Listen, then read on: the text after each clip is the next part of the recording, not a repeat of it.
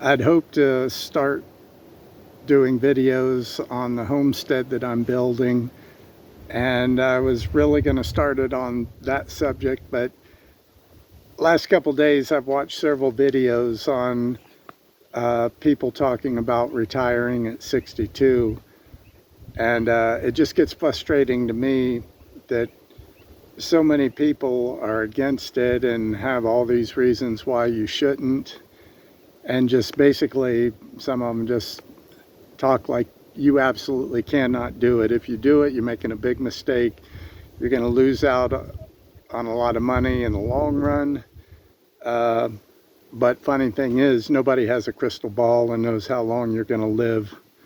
So I just, in my opinion, I just think it's individually up to everybody's situation. Now, for myself, I'm going to be turning 62 at the end of this month.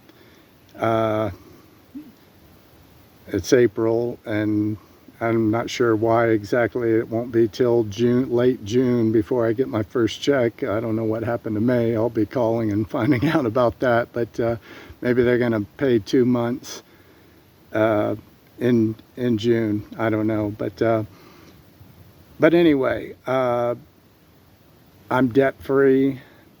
I sold my home in Florida and I moved to Wyoming. I bought 35 acres, and I'm over all the hassles of work, and I'm in a situation. I don't have a huge nest egg, but I did make my home was paid off. It had been paid off for 20 years. And so with the real estate prices the way they are, I did make a very good profit on it. And so I had money to pay cash for the property, and I've got a large amount to go towards building. I want a log cabin up here. If you can see the background up here, it just fits. So and not to mention Wyoming has pretty harsh winters, and with the research I've done, log homes are good insulators. Of course, you put a wood stove in there, and yeah, you should be all set for warmth. But again, yeah, so back to the Social Security. Watching these videos, I saw multiple people talking about, they talk about the break-even stage. So if you take it at 62, obviously you're going to receive less money per month. But then if you work till 67, if you're still alive in 67, and but I know too that you can take your money at 62, excuse me, and you can work a part-time job and make up to, I think it's 20 or 21,000 a year before they start penalizing you a little more. They're going to take more out than the person who's not on Social Security. But when you factor in, I know with what I'm going to be making, it's about 21,000 a year. And then if I wanted to work, which I don't, I could make another 20,000, and so you're looking at about $41,000 a year. I don't see you catching up to me if you wait till 67 or something. Good Lord, some people talking, oh, I'm going to wait till 70. Well, I guess you've got yourself in a whole heap of a debt mess, and can't afford to just kind of kick back and enjoy those final golden years of your life. So, what can I say? I bought this property because, like I say, it's raw. It is raw land. They're the only thing I've built on it so far. Last year, I had a couple of Amish guys. I bought the materials from Menards and then had them put together a 30 by 36 barn. I've had the property for about 2 years, and when I first bought it, I built myself a small shed on there so I could move some of my stuff out of a storage unit in town, brought it out here and put it in that, saved myself a couple of bucks each month. But since I've got the barn now, I moved the stuff out of there, and I've just converted the shed into a chicken coop, and just waiting for the weather to warm up, and I'll get some chickens and have fresh eggs, and probably get enough chickens to where once they get of size, I'll take some of them, process them for meat. But yeah, that's what I would prefer to be doing with these final years of my life, is building this homestead. I will say right off the bat, if you are a person who has been unhealthy for a large portion of your life, you're constantly going to the doctors, you have known medical issues, then yeah, I would not suggest retiring at 62. Like I said, this is making this decision really is based on the individual. My father is still alive. He'll be 94 this month. And, so there's longevity in my family line. My mother made it to 84, but she did have, unfortunately, something that I would say genetically was passed down from her mother, because her mother got dementia, which progressed into Alzheimer's. And that's the way my grandmother went out, and my mother followed suit on that one.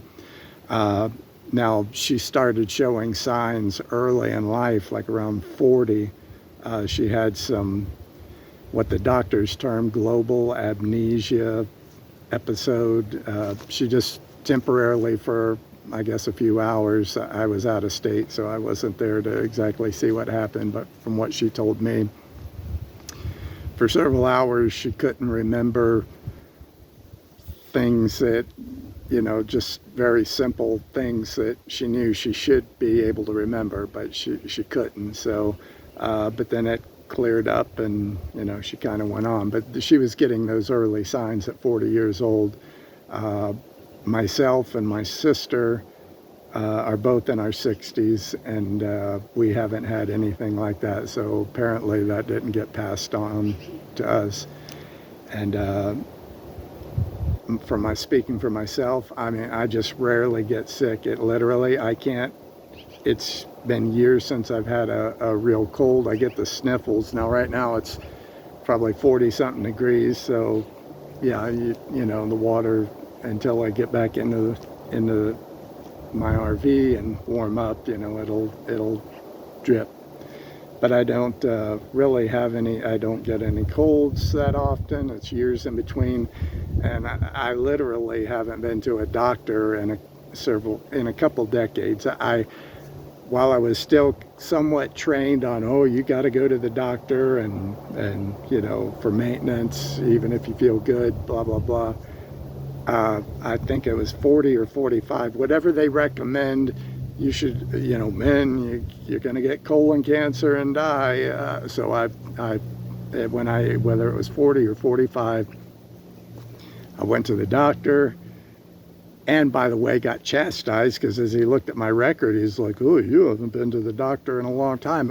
Translation, you haven't come here so we can soak you of money for a very long time. No, I'm not gonna play that game. I'm not gonna be a part of that. There's no cancer in my family line. There's no heart attacks, no lung disease, no kidney disease, nothing, So I have a what I say is a fairly healthy genetic line, and if there's nothing wrong, don't fix it. But that's not the case for everybody, and there's a lot of people that in their 20s, 30s, they're constantly going to the doctors for this, that, and the other. I worked with a guy at a job that looked very healthy. He didn't, he even shunned the fast foods and brought his own lunch, from home every day, and was at the gym. Actually, he I guess he finished up there, or either possibly maybe he was feeling off, and so maybe that was why he left, because he only made it out to the parking lot, dropped dead, of a massive heart attack. So, by the standards of, oh, don't eat fast food, he shunned that and ate it, home cooked meals. He was married, had a wife, so I assume she was cooking. But he still died at 40 years old. That's just unfortunate, but some people aren't long for this world.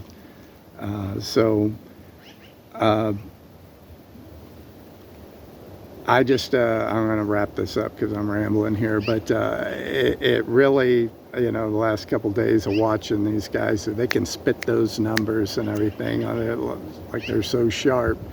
But there's other factors involved, and just the simple fact, if you want to work a little bit and make some extra money, you can still get your $20,000 or so a year, and make yourself, if you feel so inclined to work a couple days a week and make an extra $8,000-10,000, which gives you most of your time. I tell you, I was last year working 2 days a week, and I think that I worked up until September.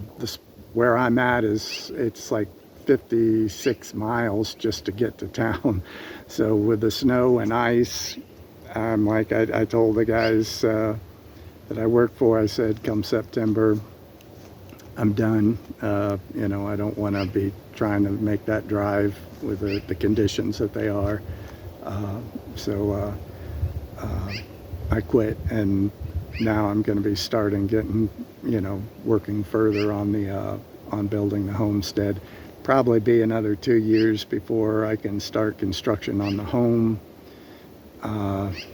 which doesn't thrill me, I'll be honest. I don't like being cooped up in an RV. Plus, I moved the RV inside the barn, again with the harsh winters. The one, you've got the windbreak from the barn or the RV being inside the barn, and I closed off when I moved the RV, backed it into the barn.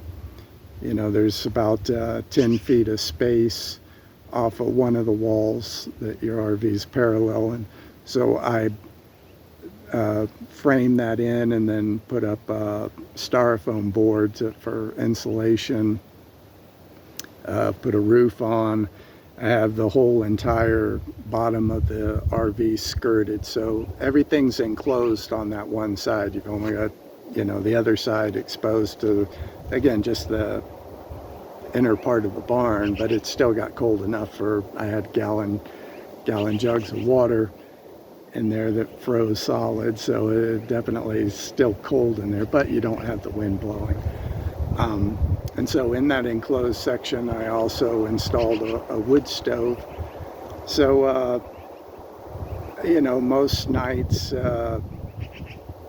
having all of that side heated, plus, that warm air could go up underneath the RV, but it couldn't, go out the opposite side, because like I said, I had the whole underneath skirted around the bottom. So all that warm air was trapped. That and now when it gets down, once it drops down below 20 degrees, I'm definitely wanting to,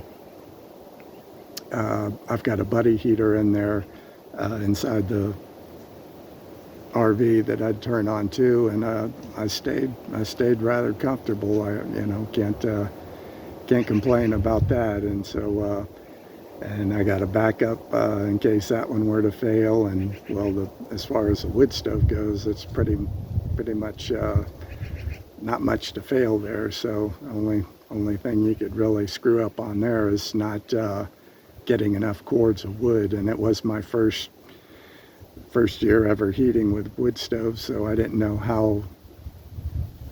exactly how many I thought I might burn through. So I bought 3, and there were several standing dead trees here on the property that I cut down myself, and then cut all that up. So I'd say probably I had around 5 or 6 cords total, and I still have probably a cord left in what is this, April 6th, I think.